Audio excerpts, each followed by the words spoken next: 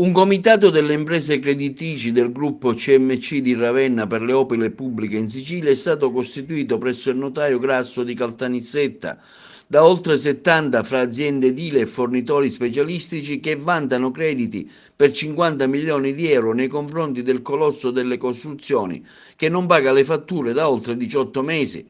La richiesta fatta ai governi nazionali, regionali e all'ANAS del Comitato delle imprese creditrici del gruppo CMC di Ravenna per le opere pubbliche in Sicilia è quella di adottare una procedura straordinaria simile a quella scelta dal Ministero dello Sviluppo Economico per la ripresa dei lavori della Siracusa Gela e fare subentrare le imprese affidatarie e subaffidatarie nell'esecuzione degli appalti in Sicilia assegnati dall'ANAS al General Contractor CMC di Ravenna, finita in concordato al fine di garantire la prosecuzione dei cantieri e di evitare che opere di collegamento strategiche per lo sviluppo dell'isola come la Agrigento Caltanissetta e la Palermo Agrigento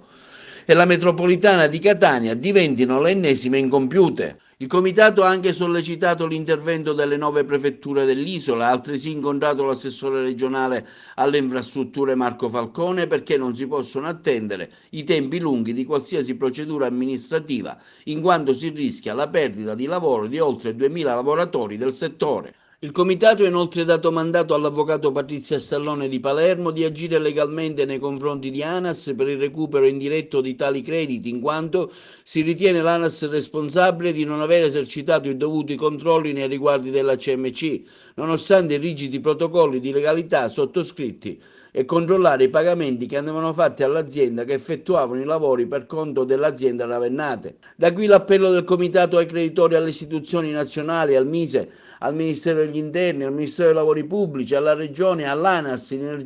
in sinergia tra loro di trovare una soluzione alle gravi inadempienze contrattuali della CMC. Appello fatto anche recentemente dal governatore Musumeci al ministro Toninelli attraverso una lettera dove chiede di assumere una forte iniziativa risolutiva nei confronti dell'ANAS che avrebbe dovuto monitorare i pagamenti alle aziende subappaltatorie al fine di superare la condizione di stallo che pregiudica la realizzazione di importanti infrastrutture stradali della Sicilia.